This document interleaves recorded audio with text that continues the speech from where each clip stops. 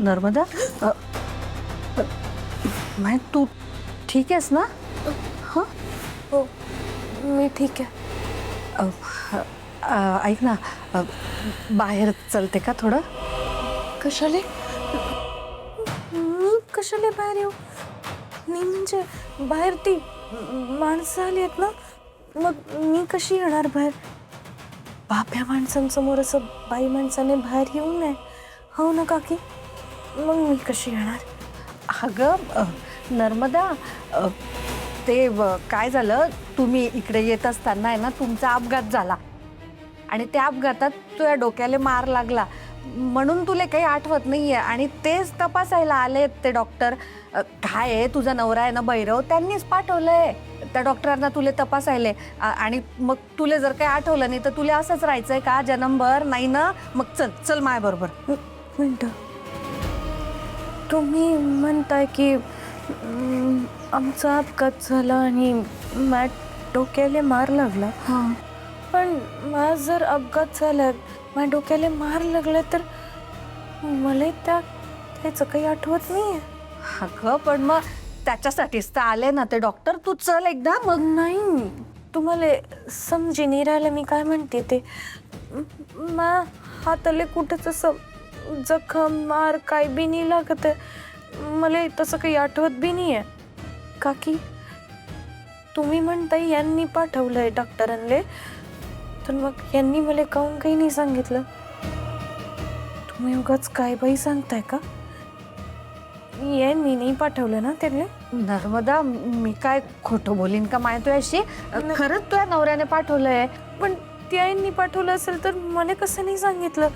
आमचं काही बोलणं बी नाही झालं इतके दिवस, मला काहीच माहीत नाही. मग हे डॉक्टर असं कसं? मला खरंच नाही समजू राहिलं. हाय नर्मदा, कितले प्रश्न विचारून राहिली तू मला. तू या सगळ्या प्रश्नांची उत्तरं जर मला माहिती असते तर मीच नाही का तुला औषध दिलं असतं? तू चल बरं बाहेर उपचार करायला. खरंच तुझ्या नवऱ्याने पाठवलंय. तुला बरं वाटायला पाहिजे ना? चल. बरं, ठीक आहे. तुम्ही सांगता तर येते मी बाहेर. शहाणी माझी बाई, चल.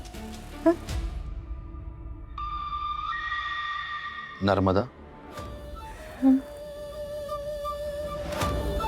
आता तुला या यंत्राच्या फिरणाऱ्या चक्राकडे एकटक बघायचं. कशाले? मी कशाले बघायचं यंत्राकडे? तुम्ही काय करणार आहात माझ्या संग? नर्मदा, घाबरायची गरज नाहीये. मी डॉक्टर आहे. तुला काही होणार नाही. मी तुला बरं करणार आहे. घाबरू नकोस. बरं व्हायचंय ना? आपल्याला सगळ्या गोष्टी आठवल्या पाहिजेत ना? मग मी काय सांगतोय ते नीट ऐक. काय आहे, तुझं बरी झाली नाहीस तर तुझा नवरा मला रागवेल. तुझ्या नवऱ्याला तू अशी आजारी असलेलं चालेल? नाही नाही नाही चालणार. नाही ना? मग मी काय सांगतोय ते नीट ऐक. या चक्राकडे एकटक बघत राहा. एकटक या चक्राकडे बघत राहा नर्मदा. हळूहळू तुझे डोळे जड होतील.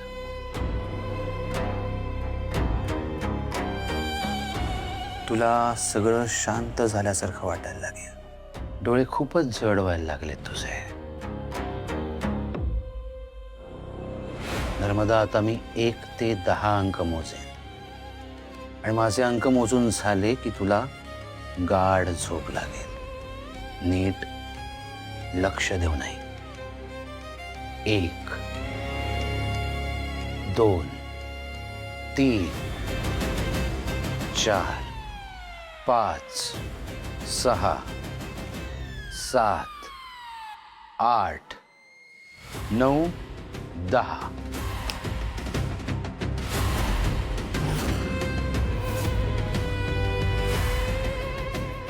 नर्मदा, आता आपल्याला हळूहळू पुढे यायचंय. पुढे जायचंय नर्मदा. नीट बघून सांग मला तुला काय दिसतंय. आता नर्मदा मला सांग तू कुठे आहेस? मी नदीवर आहे, कापड धुवायला आले. आणि ही पाय, ही पोट्टी परत माझ्या माग माग आली. सायले जा की, इथं काय करी राहिले तू? काय बाई, हे काय तुझ्या हातात? अगं लाली. ठीक आहे, ठीक आहे नर्मदा. नर्मदा आता आपल्याला अजून पुढे जायचंय. अजून थोडं पुढे. आता तू वेगळ्या काळात गेलीस. लाली सुद्धा मोठी झाली आता. आता मला सांग तुला काय दिसतंय? मानवरा, हे आम्हाला गावच्या जत्रेत घेऊन आलात ना. खूप मज्जा केली आम्ही. आता परत चाललो घरी. बाप्पा, यांनी या पोट्टीला किती खेळणी घेऊन दिलेत. ही लाकडाची बाहुली खरंच खूप छान आहे. मला आलेली खूपच आवडली. छान. नर्मदा आता आपल्याला अजून थोडं पुढे जायचंय. अजून थोडं पुढे गेल्यावरती मला नीट सांग तुला काय दिसतंय. कुठे आहेस तू नर्मदा आता? मला खूप लागले. मला नका मारू. लाली लाली, हो लालीले बी इथलं लागलं ना. लाली लाली लाली ले नका मारू. ऐका मा, बघा आमच्या तोंडावरचं एक कापड काढा. दादा दादा नका मारू आम्हाला. आम्हाला खड्ड्यात काढून टाकले तुम्ही. ऐका ना, आम्हाला नका मारू. माईले तिने काही नाही केलंय हो. तुम्ही मा काय बी करा पण तिले नका मारू. अहो दादा थांबा, आमच्याशी माती नका टाकू. अहो थांबा जरा, असं नका करू. लालीने काय नाही केलंय. अहो तिले सोडा. हो माय काय बी करा, तिले सोडा.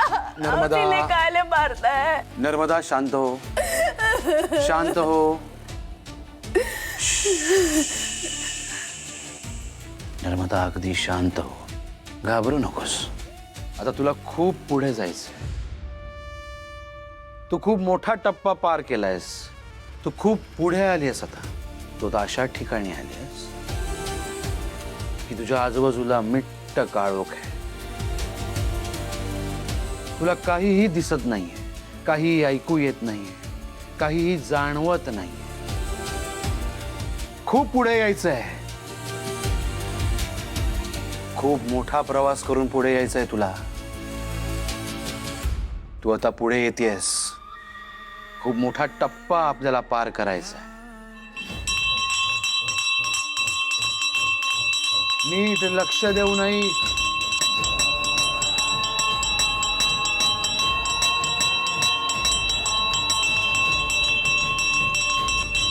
नीट लक्ष देऊ नाही. तुला काय ऐकू येत आहे? तू खूप पुढे आली आहेस आता. हा ओळखीचा आवाज आहे, कारण आता तू वल्लरी आहेस. लहानपणीची वल्लरी. नीट आठवून सांग, तू कुठे आहेस आत्ता? गावच्या मंदिरात. माझ्या 10वीचा रिझल्ट आलाय ना.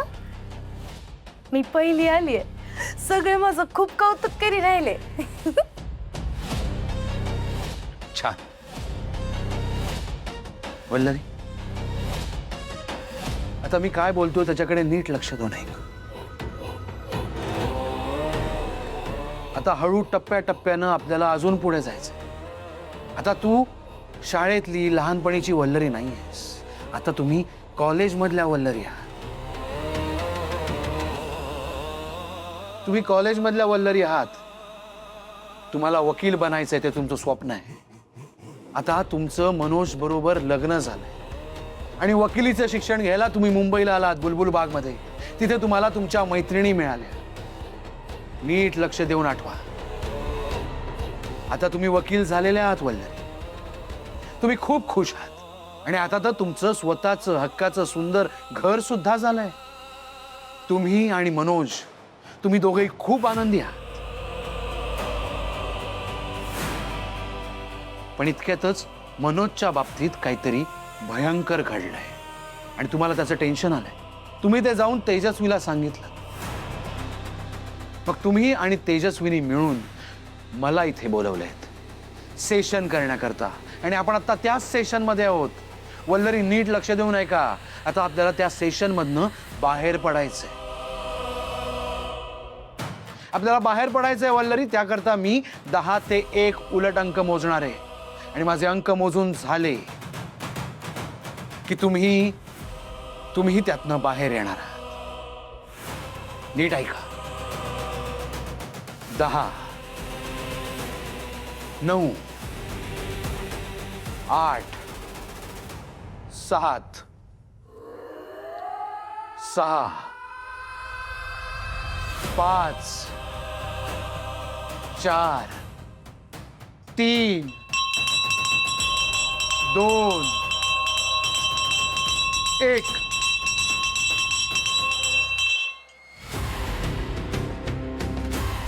वल्लरी,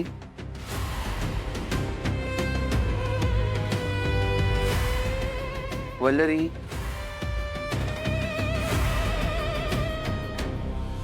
डॉक्टर विधाते,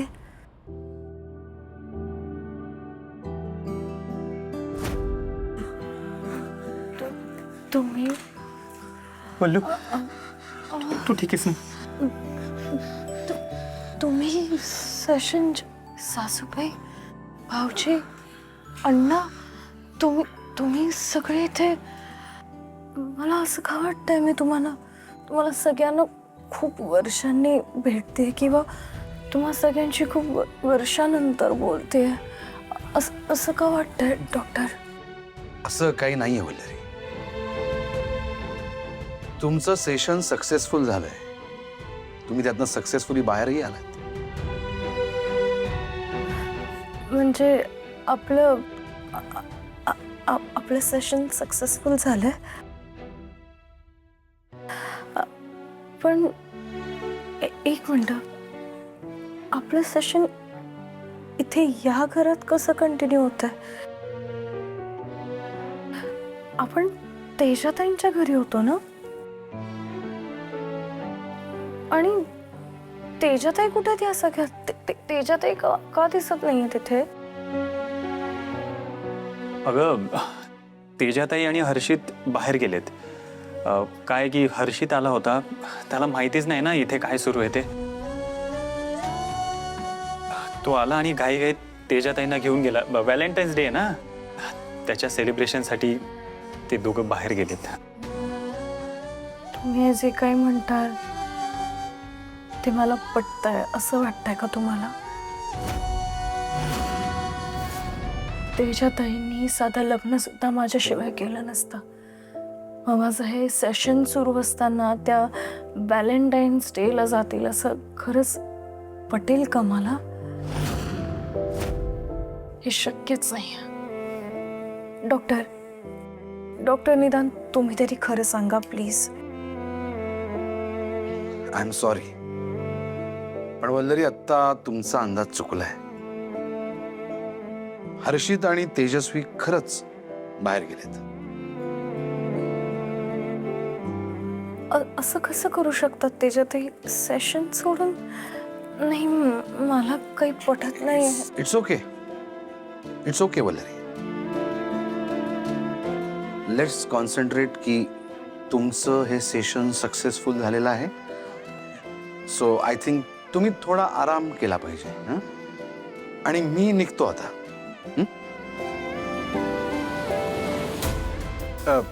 मी पण निघतो. वल्लरी बाळा, काळजी घ्या स्वतःची.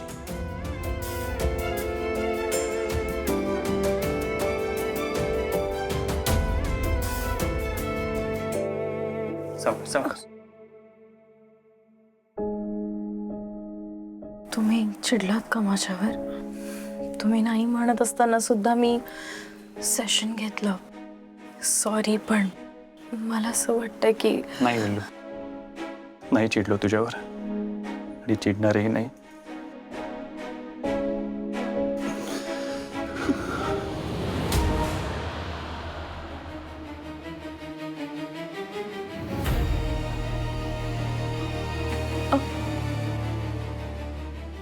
मला सांगा, या सगळ्या गडबडीमध्ये मी तुम्हा सगळ्यांना विचारायला विसरले, नर्मदाबद्दल काही कळलं का आपल्याला? काय कन्क्लुजन निघालं या सेशनचं? म्हणजे काय काय घडलंय? डॉक्टर विधाते सुद्धा काहीच न सांगता निघून गेले. नेमकं काय झालंय? नाही वल्लू, नर्मदाबद्दल तू काहीच सांगू शकली नाहीस. त्यामुळेच डॉक्टर विधाते अपसेट झाले आणि काही न बोलताच निघून गेले. पण कसं? वल्लू शांत हो, तुला आरामाची गरज आहे. आई, हिला आत घेऊन जा. जा. सावकाश.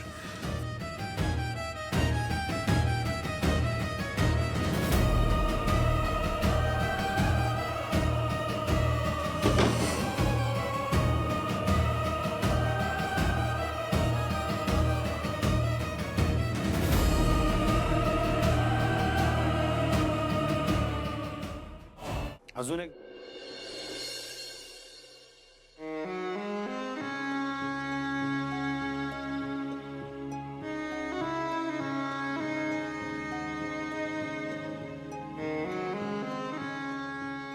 म्हण्या वल्लरीला थकवा आला होता, तिला झोपवलंय बेडरूम मध्ये. हा, तू नको काळजी करू. पण तू का बरं असा बसलाय? काय झालं? काय नाही. अगं आई, त्याने सकाळचं काही खाल्लं बी नाहीये. हो म्हण्या, थोडा चहा पितो का? आणू का बेटा? नाही, नको. मला कसलीच इच्छा नाहीये.